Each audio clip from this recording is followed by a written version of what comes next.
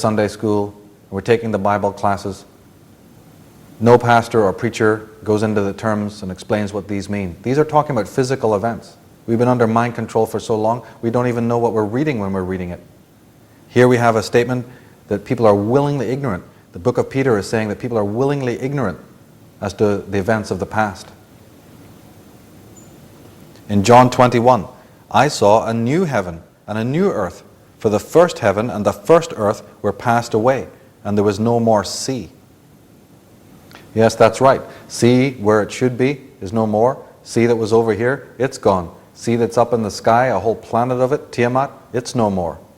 The whole earth is in decay and chaos. From Geoffrey of Monmouth, one of the early pre-medieval historians of England, in his book, The History of the Kings of Britain, writes on the prophecies of Merlin. The moon's chariot shall run amok in the zodiac, and the Pleiades will burst into tears.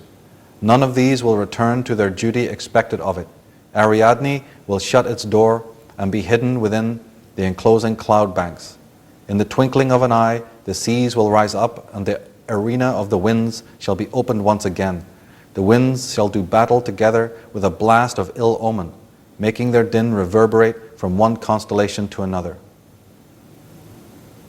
From the Wisdom of Solomon, chapter 14, from the Apocrypha, for in the old time also, when the proud giants perished, the hope of the world governed by the hand escaped in a weak vessel, and left to all ages a seed of generation.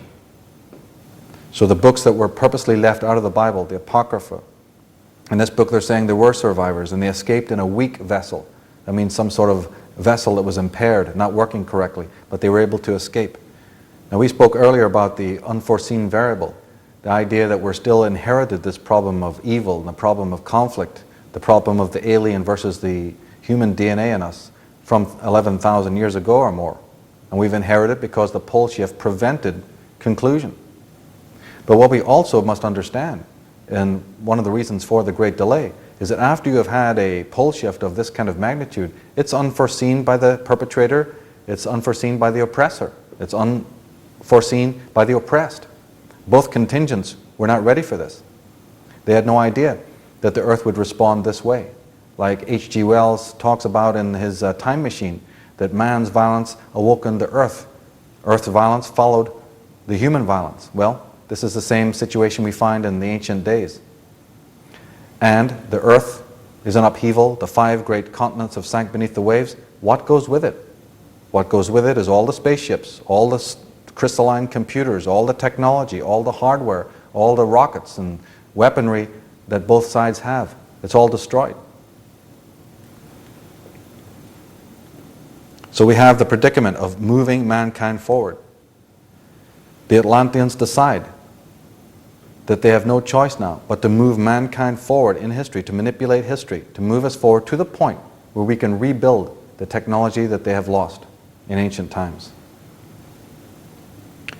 The loss of their technological hardware was a major setback and predicament for the Atlantean serpents.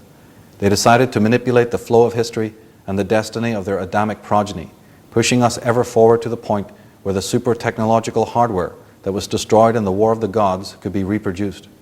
Some instruments and weapons had survived, and these were sequestered in underground chambers and in temple precincts, referred to as the Holy of the Holies. And the book of Enoch, like many of the scriptures, talk about the refashioning of a lot of this weaponry. It's another motif that we read extensively in the mythologies of the world. And Azazel taught men to make swords and knives and shields and breastplates, and to make known to them the metals of the earth and the arts of working with them. And they were led astray and became corrupt in all their ways. In Druidic tradition, in Welsh tradition, we have the Peralt. These are a fraternity of powerful druids who practiced metallurgy in caverns beneath the earth, who fashioned artifacts like the Cauldron of Power, as well as instruments known as the gifts of the gods. That's right. They had to set about sequestering the weaponry that was left over, but they had to also subjugate the whole earth. They had to start mining. They had to start creating the metallurgy and getting the ores together to recreate all the hardware that they had lost. Because just like a gunfighter in frontier America, Stripped of your gun, you feel naked. You may have all the intelligence in the world, but if you haven't got the instruments of authority and power, you're naked and you're helpless.